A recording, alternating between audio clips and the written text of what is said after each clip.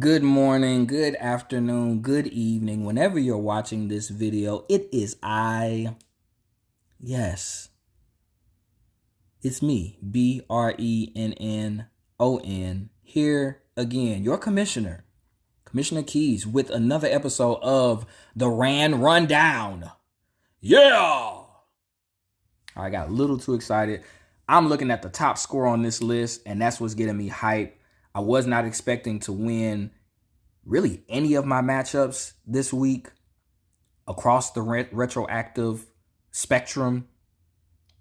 And I ended up winning 2 out of 3. So I'll take it. This was one of them. Won my Navy matchup against, I wanted to call him Harrison Bryant. That's kind of racist. He is not a tight end for the, I don't even know what team he's on right now. What team is he on? Is he on the Raiders? I think he is a Raider. Is Harrison Bryant a Raider? Let's take a look. Byron. Harrison Bryant is a Raider. I should know that. But nevertheless, we're going to get into this rundown real quick for the week 5 of the 2024 season.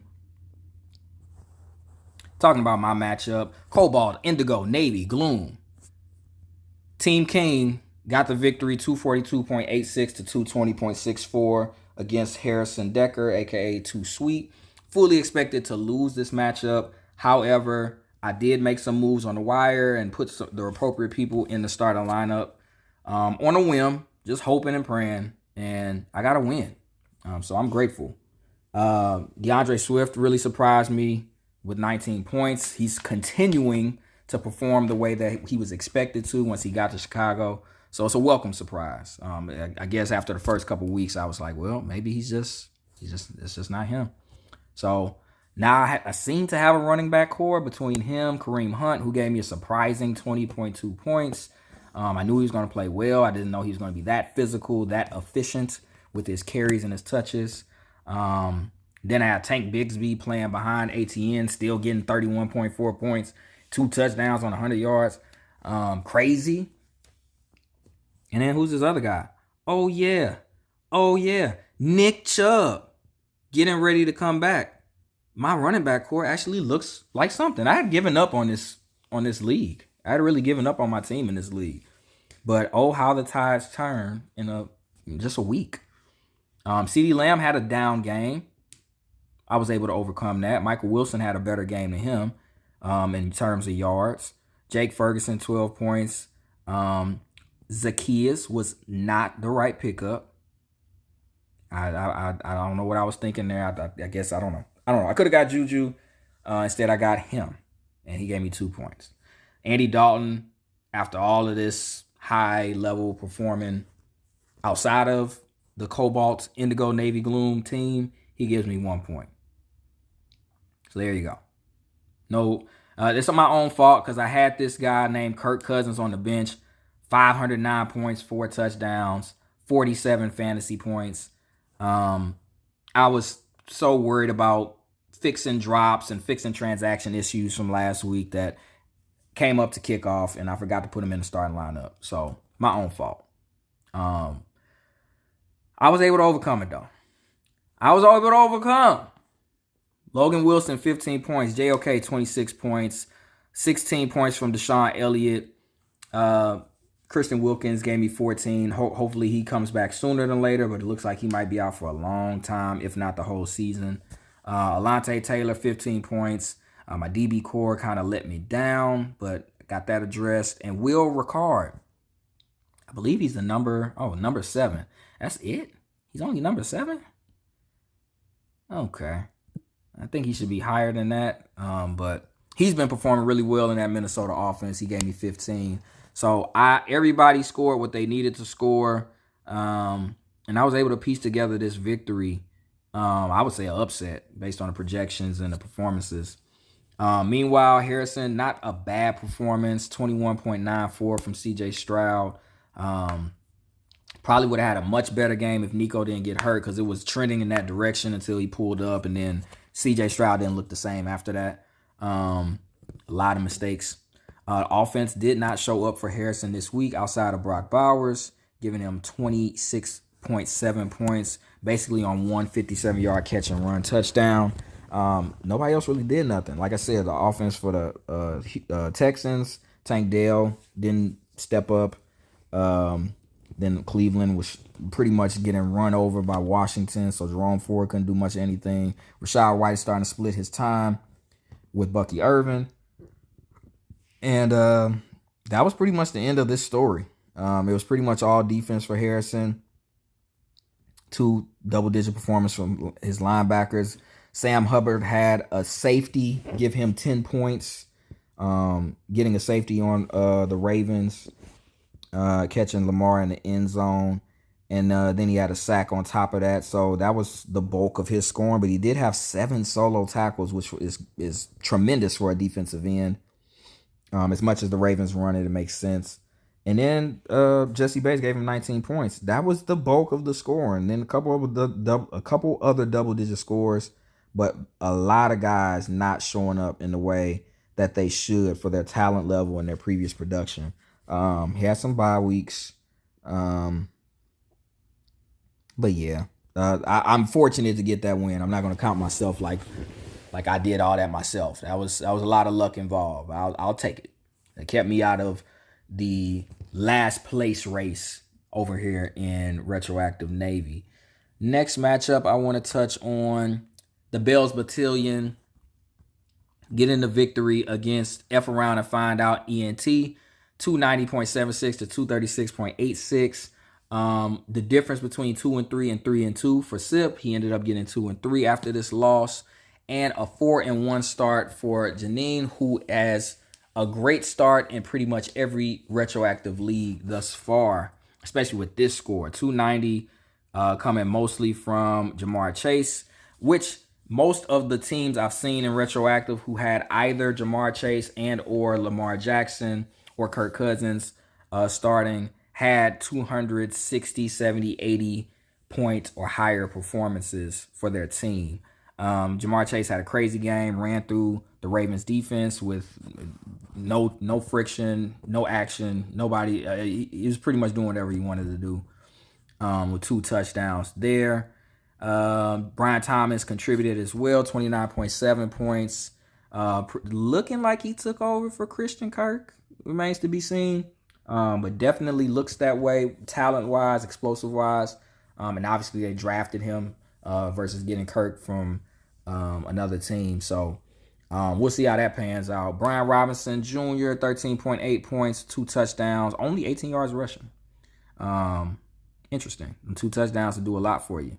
Azeez Al-Shahir, 18 points, 14 from Crosby. Josh Hines Allen, 12. Good defensive line there. Looks like one of mine.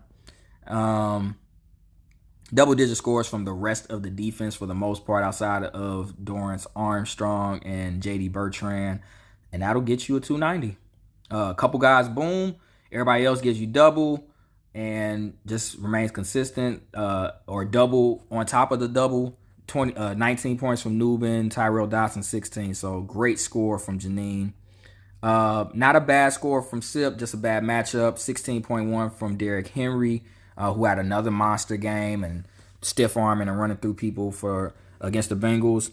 Darius Slayton filled in admirably for Malik Neighbors. 8 catches for 122 yards, 24.2 points. I don't know why he couldn't play like that before this game. Why he couldn't they might not have drafted a receiver number 1 if he had consistently performed like this. And it's going against Seattle's defense. So I have to see the tape on that one, how he got that off being a number 1. I'm sure he was getting shadowed, or at least, I don't know. I don't know how he got off like that. I really don't. I have no explanation.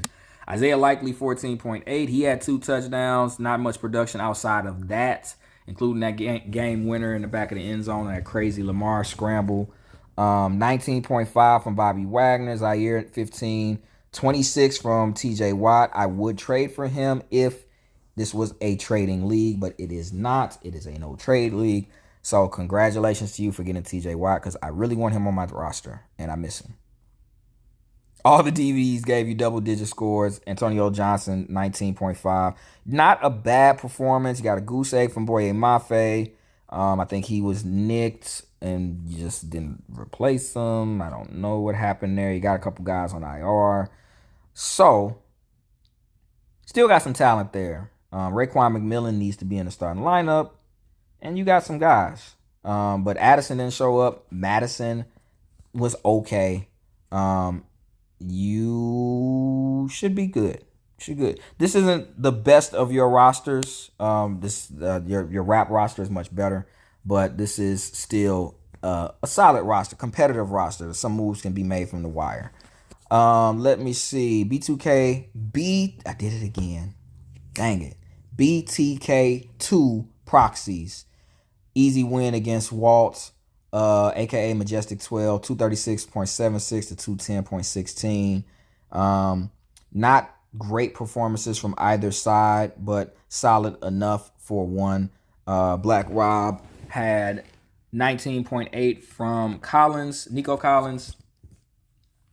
Pulled up on that hamstring injury, so it's going to be interesting to see how he's replaced for this roster, especially with Michael Pittman also being doubtful going into this week and Anthony Richardson potentially getting back into the starting lineup, which if you've watched any of the games, you know that offense is much, much better, and those players on the offense are much more viable for statistics and performance overall when Joe Flacco is in the lineup than when Anthony Richardson is. So 2 of your starting receivers both going out with injury. One for a longer period of time. It's going to be pretty rough over here, boy. Bro. I didn't mean to say boy. Sorry. Bro. Quincy Williams, 14. Tremaine Edmonds, 14. 26 from Trevin Wallace. Great pickup off the wire. 15 total tackles, 10 of them solos. Kyle Hamilton, Jaquan Brisker, Jalen Jones, all solid double-digit performances, but Jaquan Brisker's out with a concussion as well. So it's going to be rough sledding. You had really, really good performances across the board to get the win this week, but it came with some losses in the midst of that. Patrick Mahomes only gave you 15, which he hasn't been having the greatest fantasy season. He's kind of in that same mode as last year where it's like whatever it takes to win, even if it means sacrificing production on his end, especially now they got Kareem Hunt back and they've been running well. Kaimi Fairbairn gave you 15 as well. Not seeing too much that could help you on the offensive side on the bench. Alec Pierce, boom or bust. He's been booming all season, but again, with Anthony Richardson coming back, we'll see how consistent that can be for you. Other than that, man, you had DeMario Davis give you 16 in the IR. You hoarding? What you got going, bro? Chad Muma gave you 9. You had your 3 starters. Who's Jay Watson? Corner. Trenton Simpson on the bench gave you 10.5. Why are you hoarding DeMario Davis? Oh, that's going to have to be addressed. Let me pull that roster up. Anyway, Majestic 12, not really what he needed to do with the 210. He remains, or I was going to say winless. He did get 1 win. I'm not sure when that was. But having a couple guys underperform each week that does no owner for any favors, right? Sam Darnold only gave you 5.26 points. I'd like to think you had other quarterbacks on bye, so that makes sense. Justin Jefferson, 11.12. The whole Vikings offense was down in that week, even though they still got the win. 14.4 from McLaurin. Tucker Kraft, breakout game. 2 touchdowns, a stiff arm down the sideline looking like Gronk. Jameson Williams, 13.6 points on 61 yards. Much more consistent season for him after being in the league 3 years at this point. 4. Nick Bolton, 18 points, who's been consistent since he's been entrenched as a starter. You had some good scores. I'm trying to figure out how you only got a 210. Maybe just quarterback play, Achane getting hurt, getting his concussion. Tyrese Knight I don't know why you started Tyrese Knight. There were other linebackers available on the wire. I appreciate that you've been in the chat, like kind of commiserating with us. But man, some moves could have been made for sure to where you had two guys that were out who could have went in your IR spot. I don't know. It's good to know that you're trying, bro. It's good to know that you're trying. But definitely some moves could have been made to where you could add a better performance than what you actually had. Going to the next matchup here. Big Balls, 1988, continued his streak. I think he's won 3 in a row. 4-1 in the San Diego division after a 266 to 213 win over Special Weapons and Tactics, aka CJ Matthews. Not a very close matchup, not a close matchup at all. 29 points from Darnell Mooney. He had his 2 touchdowns on Thursday night. T. Higgins, 24.8. His 2 touchdowns on Sunday afternoon. Trey Sermon, 15.3, filling in for JT. The offense really did their thing. 16 and 14 from the running backs. Kyron Williams, Chuba Hubbard.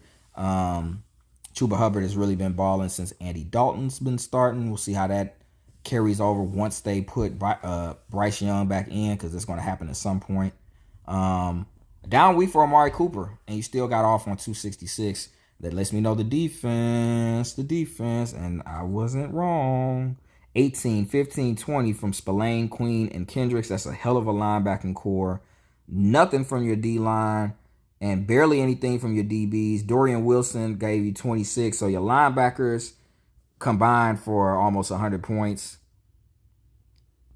which made it your offense a lot easier. And you still got Jalen Hurts and A.J. Brown on bye weeks. That's crazy. Jameson Williams. Didn't I just talk about Jameson Williams?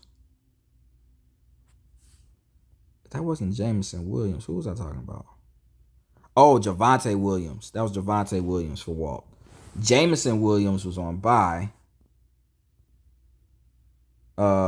Which he still had a much more consistent year this year. Not consistent in targets, but consistent in production. But Javonte Williams has been much, much better as well. So forgive me for that error. All these guys are on bye. Getting back into the starting lineup, it's going to make your roster scary. I'm not a fan. Not a fan. CJ, not a great performance from your roster overall. Looks like the offense had some guys show up. Some guys did not. Mostly good. Even the single-digit scores were pretty solid, except for the Chris Olave performance, which was just a stinker. Wouldn't have made much of a difference in and of himself, but everybody else was okay. Jacobs, Diggs, Eckler, pretty solid scores, double-digit scores. Defense, linebackers did well. Sherwood giving you 22. D-line, not much of anything. Your DBs really did good. 20 and 19 from Diamador Lenore, and Minka Fitzpatrick. But yeah, these other scores, man. Julian Blackman, Shamari Connor. I mean, Connor could be dropped. I think he's a part-time player anyway. Yeah. Looks like it's one of your better lineups, so it just was not a good day. Guys didn't show up in the way that they needed to, and you were going against a buzzsaw in Nate. So we're going to get to this next matchup here, another blowout. I won't say it's an upset, only because Dan's driven team has been playing like this all season. But given that Dan is new around these parts, and Dreams and Nightmares, a.k.a. Cortez Jackson, has been here since virtually the beginning, in that regard, it's an upset. Or I'll say it's a shocker. Not an upset, but a shocker. 4-1 team for Dan's driven team going up against, or a 3-1 team going up against a 2-2 team in Dreams and Nightmares. Apropos ending to that story. 295.38 to 239.76. Damn. Almost a hot 300 for Dan Vonderhaar. Joe Burrow, 49.78. Remember I said those 40-point performances. Those teams higher overall team scores. Another example of that. Drake London, 29.4. DJ Moore, 27. Boom, boom, boom for the offense. Not much else needed, even though Ramondre tacked on 17. 24 from Frankie Louvu. 20 from Mac Wilson. Brian Burns got him a sack. 26 from Kobe Turner. 15 from Andre Sisco. Boom, boom, boom. And that's what a 290 looks like. Kind of unconventional, really among like 7 or 8 guys to get him there, but they got him there. And he's 4-1, so it's showing that it's not a fluke, but he's getting enough team performances to do this consistently with Goddard and Branch on bye weeks. Meanwhile, not a bad performance from Tez, a 240 basically. Down week for Josh Allen. I mentioned in the other leagues. He needs to hang around 25 in order for the team to have a chance week to week. This week it wouldn't have mattered. Tracy, a really good find with 15.5 points off the wire. Rashid boomed for you, but that was kind of wasted. Both of your other running backs are pretty solid in Akers and Cook. Akers will revert back to the second or third string once Mixon is healthy, but it's an opportunity to stack points and ride the wave even in a loss. Tracy might end up taking that spot for your starting running backs. Kelsey finally got back in the mix with 70 yards, turning into 11 fantasy points. Quay Walker, Ventrell Miller, Cody Barton looks like a solid linebacking core. See how long Ventrell continues to start. Terrell Bernard, 14.5 points. He might need to be in that starting lineup. I didn't do it the other 2 recaps, but I did it in this one. Riley Moss, not Randy, 15 points. He had a pick against the Raiders. So solid performances, really good performances across the board. Would have won many other weeks, but just not this week. Dropped him to 2 and 3. Next matchup I want to touch on. Had 2 close ones. We want to touch on another blowout. The Vito Nader Supreme, a.k.a. Kevin Grabowski, got the victory, 248.52 to 207.4 against Grounded Jets. Robert Sellers has been showing some promise and some potential. Definitely active on the wire in this league. Seeing his notifications pop up all the time. I appreciate that. Trying to be competitive. However, this loss dropped him to 2 and 3, and it got Kevin to 2 and 3 from being in the basement of Retroactive Navy. Good scores on both sides. Kyler looks like Kyler again. Jaden Daniels looks like the MVP, not just the Rookie of the Year. Rico Dotto actually had a great game for him. It looks like they finally handed the reins over and stopped trying to act like Zeke is the starter. He is not. 17.4 points in the last-second victory for the Cowboys. Both top receivers got 20.7 points, 2 touchdowns from Mike Evans, and a hell of a game from Brandon Ayuk without getting in the end zone, showing he's worth that contract. Zay Flowers, 17.5. And then this is where Kevin starts to pull away. The flex spots, the LB1 spots, both pretty even. 17 from Jermaine Pratt, 21 from Zion McCollum, 16 from DeMar Hamlin, 16 from Rayshawn Jenkins. And that there is the separation between those two. 14 from Caden Ellis. And that's the difference of the game. The defensive guys showing up for Kevin and not showing up for Grounded Jets. So really, really good performances on both sides. Defense has to step up for the Grounded Jets. It doesn't look like there's many bye weeks. Jordan Hicks was hurt. That's fair. Jonathan Taylor hurt. That's fair. Got Pete Werner in the IR. He looks like he was out. So, yeah, can get that defense back and get some other key pieces back. Looks like be competitive again. But this week was a bad week for you, Robert. And I appreciate, again, the activity on the wire. Continue to keep it going. And try to get you in the chat a little bit more too, bro. One of the two last second matchups in Retroactive Navy this week, Negus in Perdition, aka Juan Redmond, down to the wire against Mr. Cacafuego.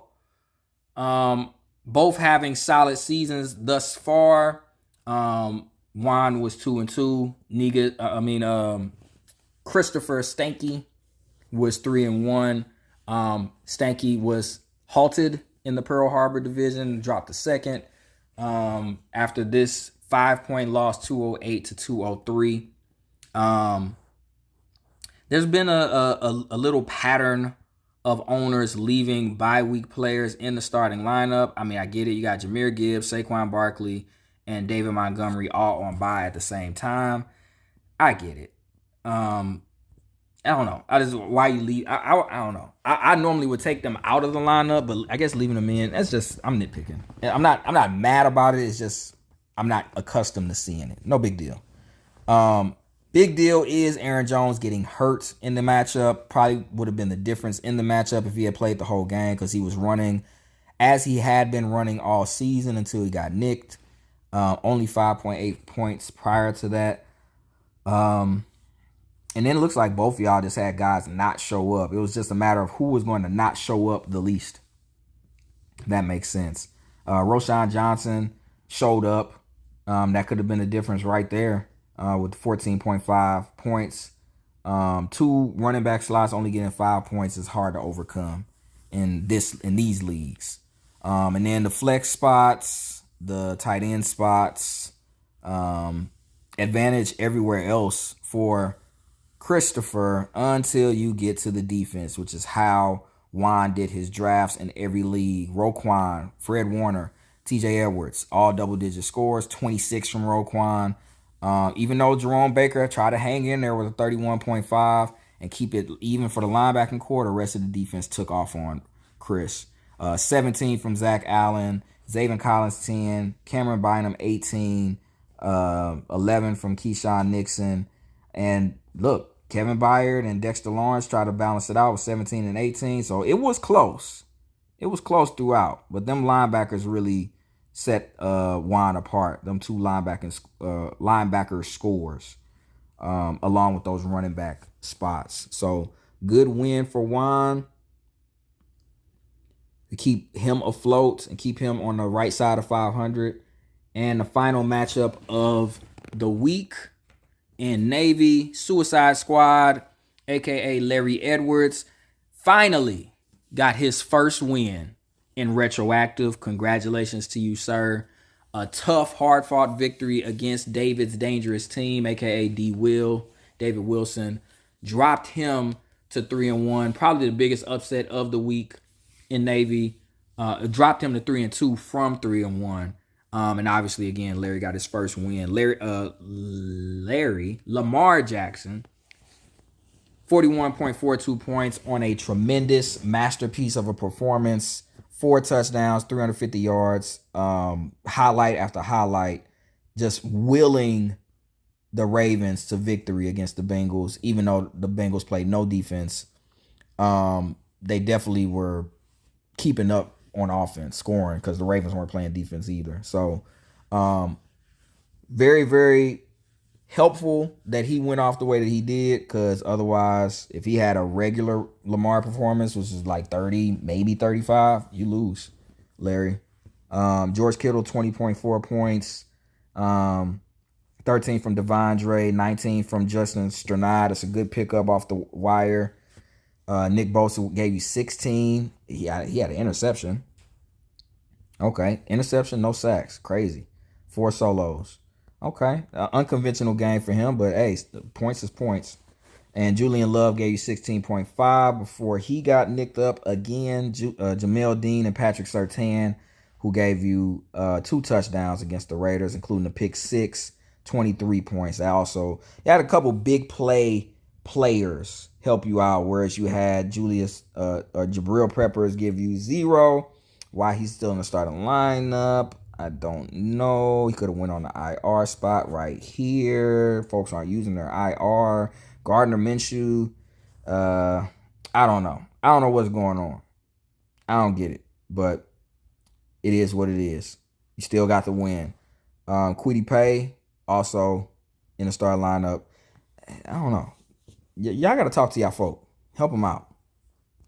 It worked this week, but in future weeks, help them understand how to use the IR and how to use all the tools to their disposal. All right. D. Will, good performance.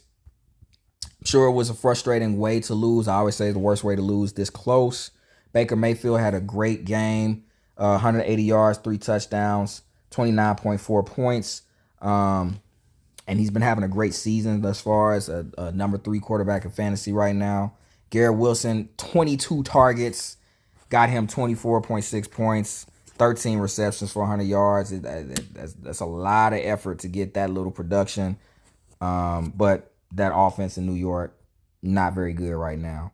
Nothing much else from your offense, which really let you down. Kenneth Walker III gave you 13, but man, Marvin Harrison Jr., and this is the reason why I didn't understand Marvin Harrison Jr. going as high as he did in fantasy drafts. He is still a rookie, y'all. I mean, he's having a hell of a season, top 20 season. You know, he's getting the targets, he's getting the catches, very touchdown dependent. I don't know if it's just the offense or if it's his own development going up against professional cornerbacks and defenses who are game planning for him as the number 1 receiver every week. It's different than playing at Ohio State. I'm sorry. And I mean, you got Garrett Wilson went off this week, but both of those receivers are playing in very shaky offenses. I was not high on Harrison coming out because of his situation and because of what I saw on tape. I was like, yeah, he's a great receiver, but I just don't know if he's going to be the best receiver out of the class. And he's impromptu number 1 with very little time to adjust. So the talent is on display. He's been playing relatively well considering the circumstances, but he's going to have weeks like this. And unfortunately, if he could have just got one more catch, you win the matchup. You know, 20-yard catch. That's 2.5 points and you win. But yeah, the rest of the offense didn't help either. Godwin, Leggett, all guys that should be performing better than what they did. Levante David, 23 points. Ivan Pace, 17. DeMarvion Overshown, 17. So the linebackers did their part. Myles Garrett didn't get a point. He could have helped out. A lot of ways he could have won, but this is why I hate losing this close. Woulda, shoulda, coulda game.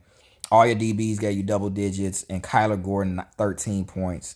A negative from Joshua Carty. If Joshua Carty gives you a made extra point and 1 field goal, well, yeah, I don't want to. I'm not gonna beat a dead horse. Had guys on bye weeks. Your Lions, or a lot of your heavy scores. You sat Raheem Mostert behind Zach Moss. I kind of understand it, even though Zach Moss has not really been doing much. I mean, probably more in a receiving game. Yeah, okay. I don't know. Hindsight is always 2020. Not bad. 230 is basically still a good score. But yeah, those woulda, shoulda, couldas always eat me up. That's just kind of me speaking out of my own observation there. So let's go through the standings. As we can see in the Cobalt division, Black Rob still in first place, as he is wont to do in Retroactive. Quality owner by every account, every measure. Robert Sellers is right there behind him, and I'm tied with Robert. I think it's going to definitely be competitive down to the end. I thought I was going to be towards the bottom the rest of the way, but I found new life. Not being able to trade is killing me, but I'm making my way. David's Dangerous Team, aka D Will, top of his division, tied with CJ, the Special Weapons and Tactics. San Diego division could end up being one of the best divisions in the history of Retroactive at this pace. 2 new owners, Will Schaefer, I think coming from League Safe, and Dan Vondahar. Is he coming from League Safe too? I think both of these guys are League Safe guys. I can't remember because they're not very active in the chat. No, Will is one of Harrison's guys, I believe. and Dan is from League Safe. I don't know. Either way, both of them on some really good paces right now within that division. Both 4-1. I haven't seen a division start between two owners like that in a while. So that's encouraging, especially for two new owners. Tez is right there, and if you know anything about Tez's history in retroactive, 2-3 is not where he's going to. That's, how he started is not how he's going to finish. So that's going to be a very, very strong division to watch getting into the middle and the latter half of the season. Pearl Harbor, also a strong division. Three owners over 500. Juan and Christopher tied for second, while Janine, defending rap champion, the crown jewel, if you will, for the Bells Battalion, in first place in the division at 4-1. So yeah, that's my rundown for Retroactive Navy this week. Appreciate y'all for participating. If you like it, leave your comments under the video. Feel free to share it with friends so they can kind of see what you got going with your roster and with your team, what the league is looking like. And maybe they might be interested in joining, whatnot, what have you, all that good stuff. If you have any other questions, comments, concerns, etc., feel free to send me a DM on the Discord or message me on Facebook Messenger. You can also give me a call or shoot me a text for any personal conversations you want to have. And with that, my week 5 rundown is over. I will see you all after week 6. I appreciate y'all. Holla at y'all later. Enjoy. Good luck. Peace.